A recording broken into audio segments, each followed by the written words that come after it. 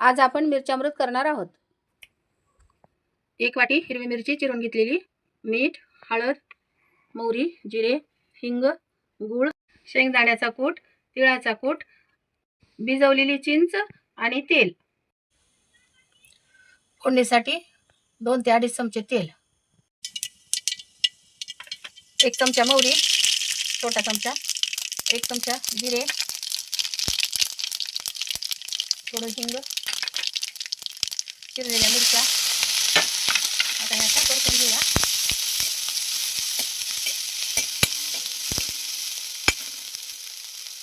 पाच मिनिटं झाकून ठेवूया। हे चिंचचा कोळ तोपर्यंत आपण करून घेऊया।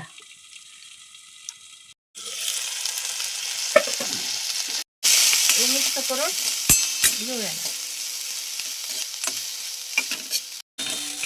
छान परतून घेऊ याला। 1 चमचा हळद,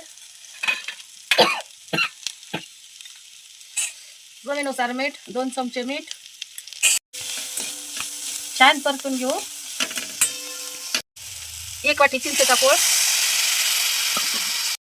छान मिक्स करून याच्यावर आपण आता झाकून ठेवूया 5 मिनिटं। आता आपण मिरची शिजली का हे बघूया। छान शिजलेली आहे। आपण यात गूळ टाकूया। छान असं मिक्स करून घेऊ।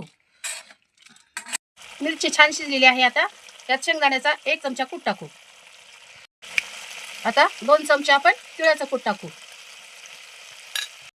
छान असं याला मिक्स करून घेऊ आणि 2 मिनिटांसाठी परत झाकण ठेवू आणि बारीक गॅस करू। आपण झाकण काढून बघूया आता। छान असं पंचामृत आपलं शिजलेलं आहे। आपण गॅस बंद करूया। 2 मिनिटांसाठी परत झाकून ठेवू। आपण आता झाकण काढून यात आपण छान अशी कोथिंबीर टाकून घेऊया आणि परत मिक्स करून घेऊ। अशा प्रकारे आपलं मिरची अमृत झालेलं आहे। त्यासाठी आपण वाटीत काढून घेऊया। सजावटीसाठी आपण वरून खोबऱ्याचा खीस टाकू।